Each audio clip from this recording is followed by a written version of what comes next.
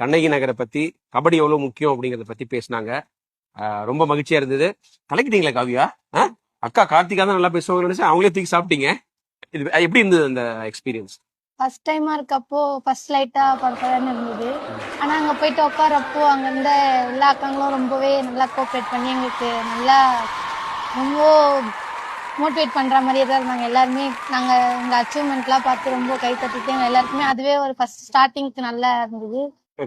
கிரைம்னா கண்ணகி நகர்னு இருந்தது, அதை நாங்க கபடினா கண்ணகி நகர்னு மாத்திருக்கோம் அப்படின்னு சொன்னாங்க. ரொம்ப சந்தோஷமா இருந்தது.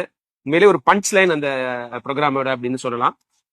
காவியா வந்து இப்ப எல்லாரும் உங்களை ஐடென்டிஃபை பண்றது கார்த்திகாவுடைய தங்கச்சி அப்படின்னு சொல்லிட்டு, இப்ப நீங்களும் ஒரு அருமையான பேரை உருவாகிட்டு இருக்கீங்க.